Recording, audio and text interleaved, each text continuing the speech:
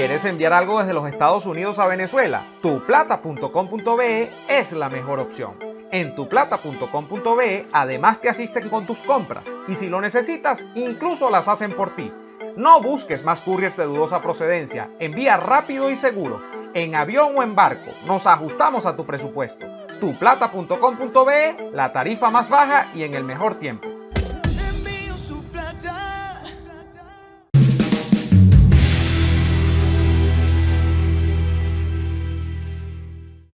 Se cumple el primer año, le picamos la tortica a el memorando de entendimiento, tremendo nombre, del proceso de diálogo entre la oposición y el régimen de Maduro en México. El diálogo que ahora sí va a solucionarnos los problemas a los venezolanos.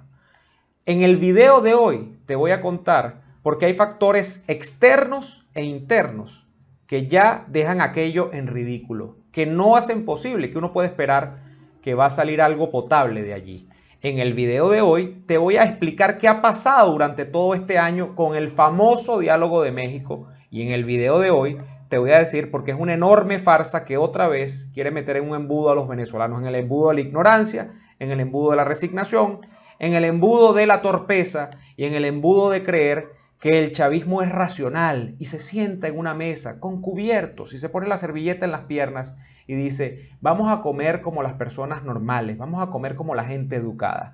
En el video de hoy te cuento por qué de la estafa del diálogo de México y le picamos la tortica al primer aniversario del memorando de entendimiento. Pero antes de eso, te dejo el video de un gran optimista de este proceso, el doctor Gerardo Blay, que dice que todavía hay chance de esperar cosas del diálogo de México. Estamos con altísimas probabilidades, como han declarado algunos otros voceros de la propia delegación a la que pertenezco, con altísimas probabilidades de un pronto regreso al proceso de negociación. Aquí también viajaron algunos delegados de Noruega y trabajamos con buena fe. El gobierno de Estados Unidos le aseguró a la plataforma unitaria que no se iba a llevar a Alex Saab porque iba a romper con el diálogo y lo hizo. No soy escaparate de nadie, lo hizo con alevosía, con espíritu criminal. Secuestró a Alex Saab, lo secuestró y nosotros en protesta nos fuimos de México y punto. Después evaluaremos qué va a pasar con esos diálogos. Después evaluaremos. Por ahora estamos indignados y protestando y enfrentando la injusticia. Después veremos.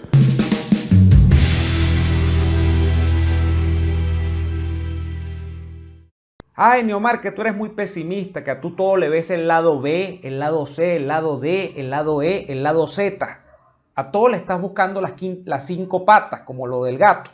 Vives en eso.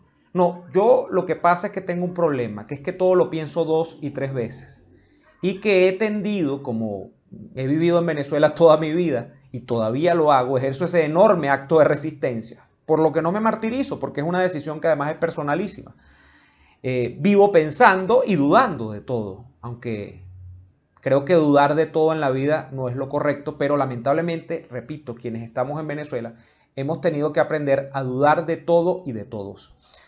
Fíjense que se ha cumplido el primer año, el primer aniversario de un papel que se tituló el memorando de entendimiento entre la oposición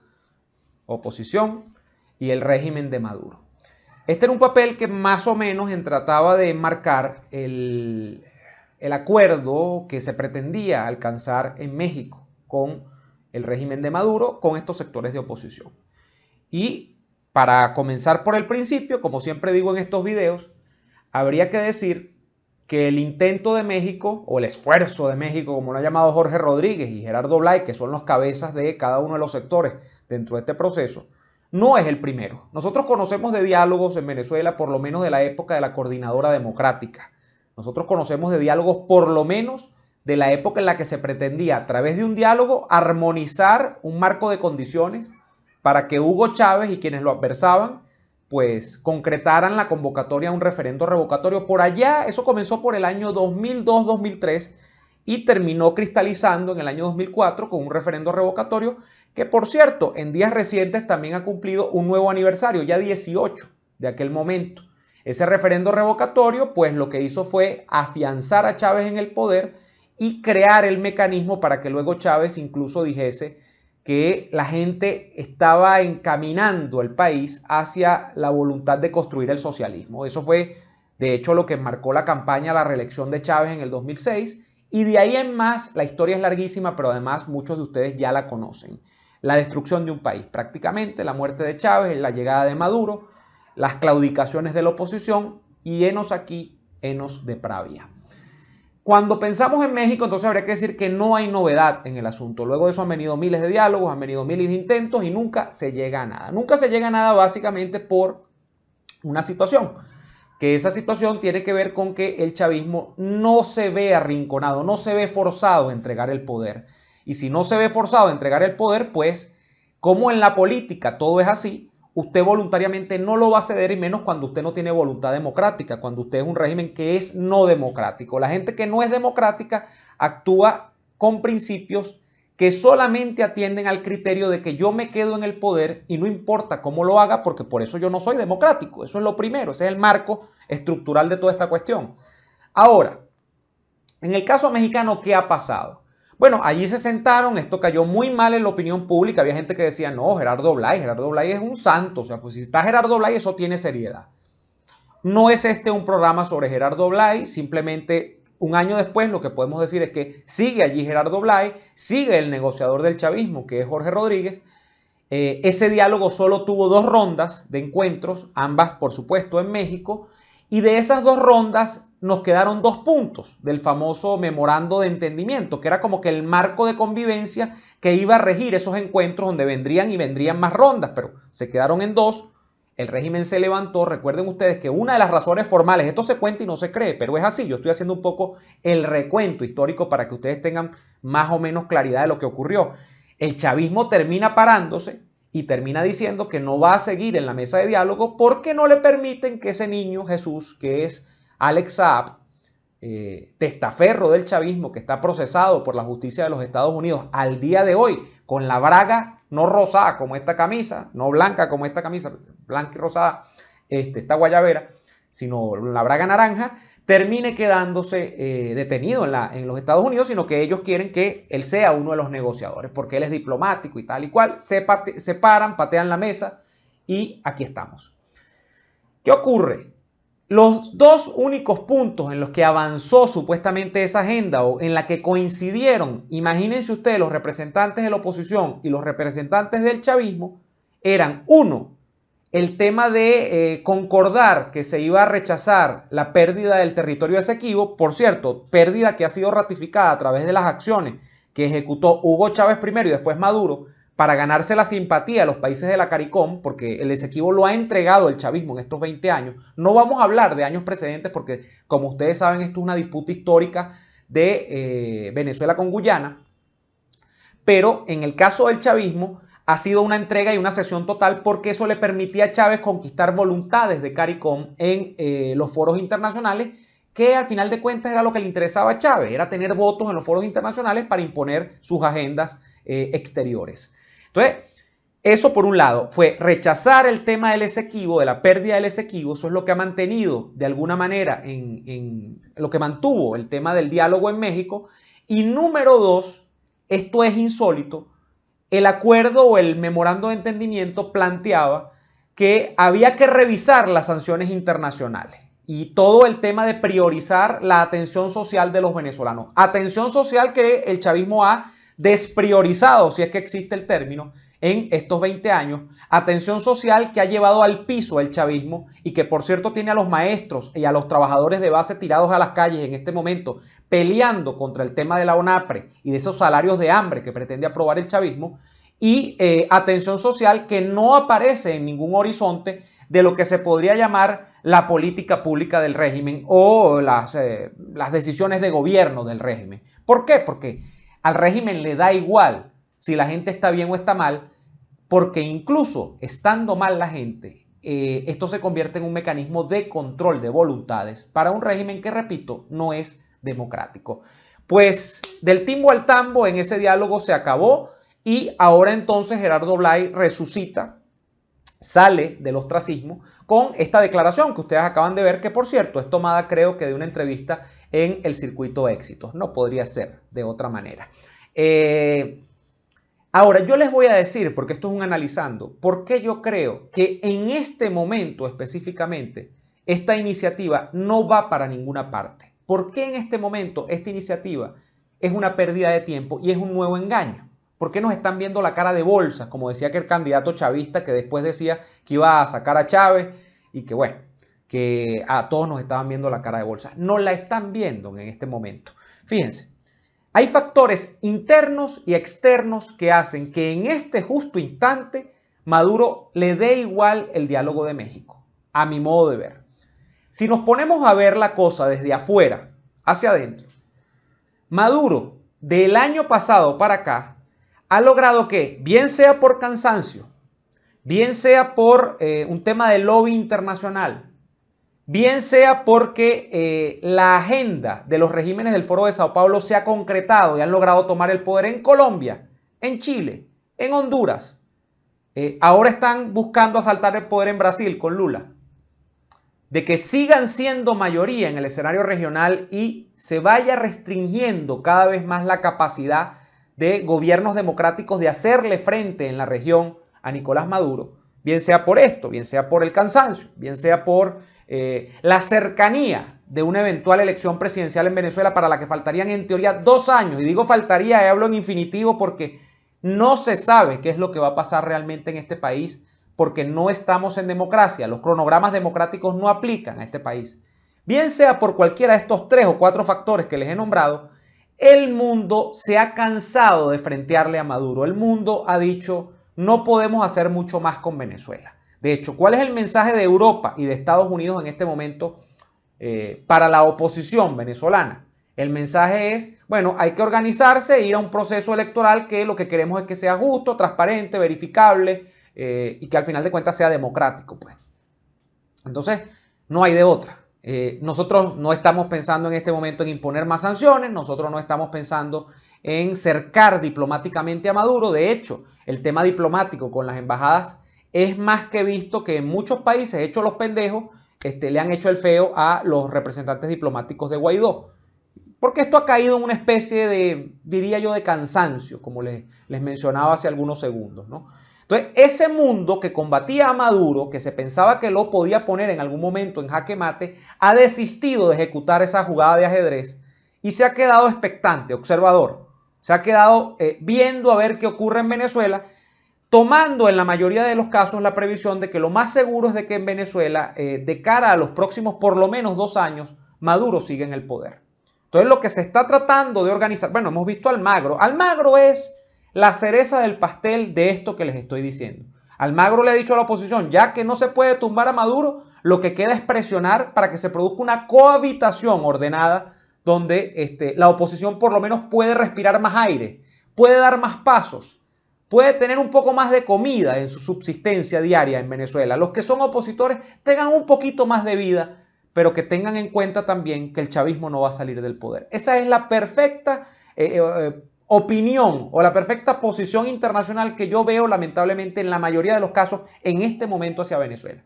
Eso es si lo vemos desde afuera hacia adentro. Ahora, si lo vemos de adentro para afuera, que es ¿qué hacemos nosotros para enviar un mensaje al exterior?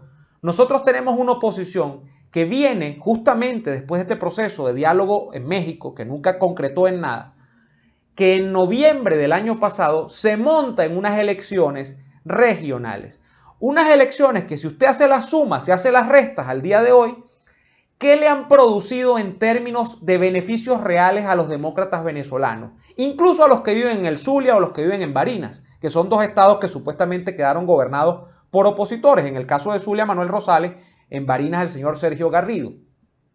Usted va a topar con la verdad de que tenemos gobernadores que están supeditados al chavismo casi enteramente, que no pueden dar un paso en falso porque el chavismo los tiene medidos, todos los pasos, y que en realidad no tienen gran autonomía, que no tienen gran capacidad para hacer muchas obras de gobierno, porque esas obras de gobierno siempre van a estar supervisadas por el ojo del gran hermano, que en este caso es Nicolás Maduro y su régimen, ¿no?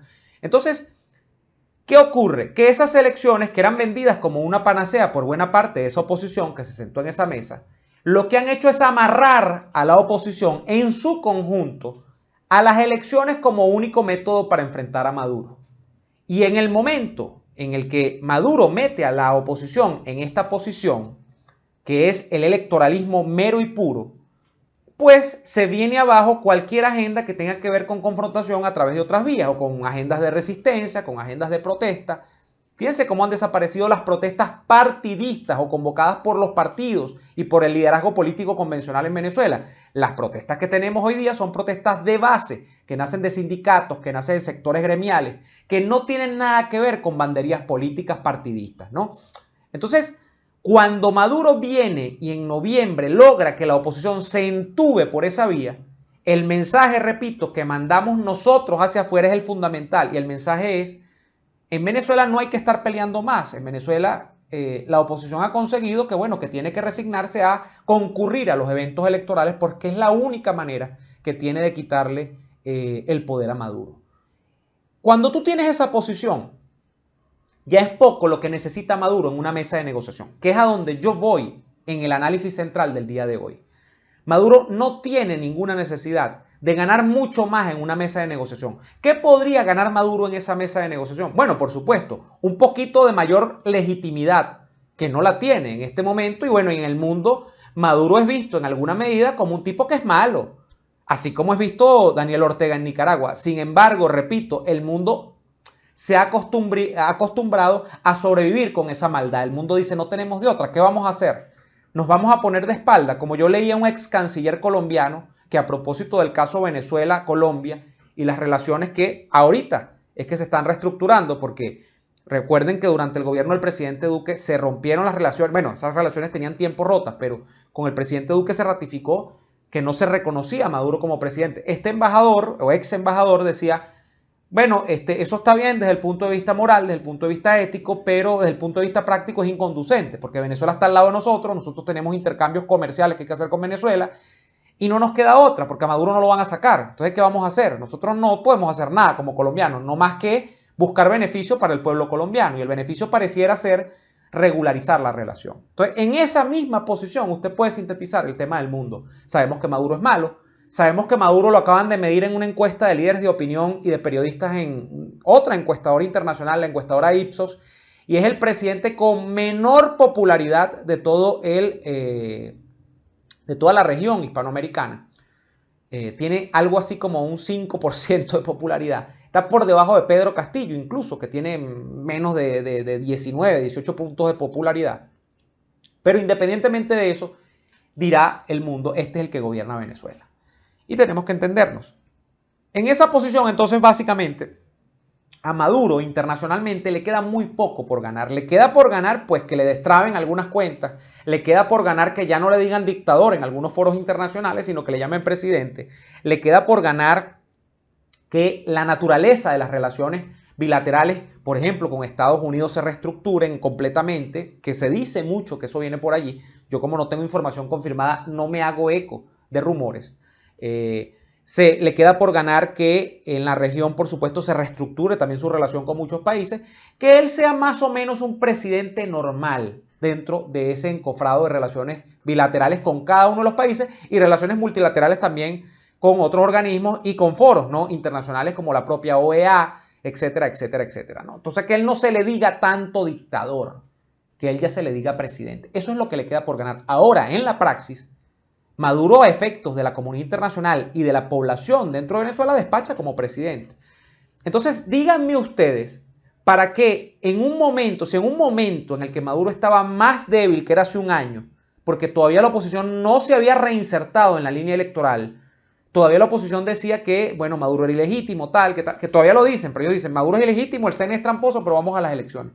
Pero que el año pasado esa no era la posición de la oposición. ¿Para qué Maduro se va a montar con seriedad en un diálogo en esta altura del partido?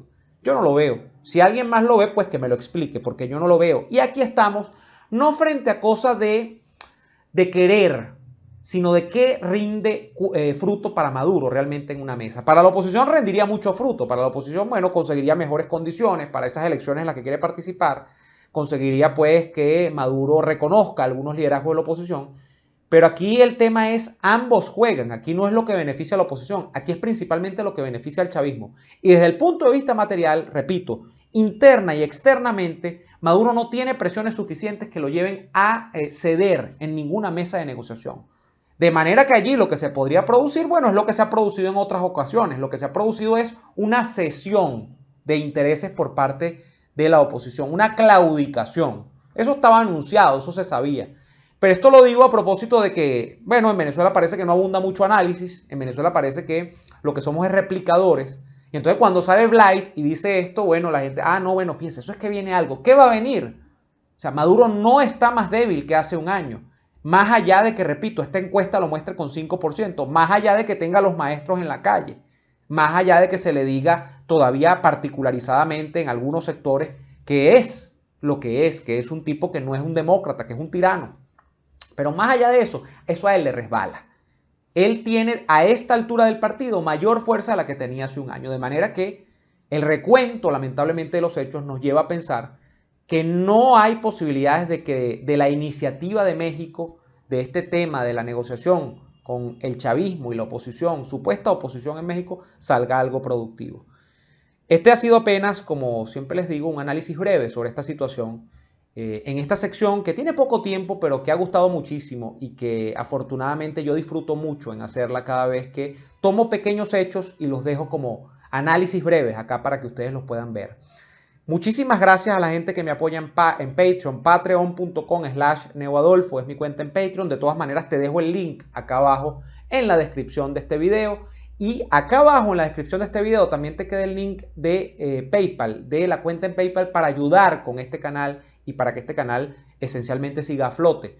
Pero me ayudas muchísimo, ¿sabes cómo? Suscribiéndote al canal también y activando la campanita para que cada vez que haya nuevo contenido tú estés allí en primera fila viendo estos análisis. Gracias por comentar, gracias por darle me gusta, porque con el me gusta estos contenidos además escalan en esa caja negra que es el algoritmo de YouTube y también por difundirlos. Cuando agarras y por ejemplo dices, oye, me parece que esta información es interesante, la difundo en Twitter, la difundo en mi Facebook. Eso es muy importante para mí también porque terceras personas que quizás no han visto este tipo de trabajo, bueno, pueden acceder a él y se interesan en el canal y eso me ayuda mucho. Muchísimas gracias a todos. Nos vemos en un próximo Analizando. Hasta entonces.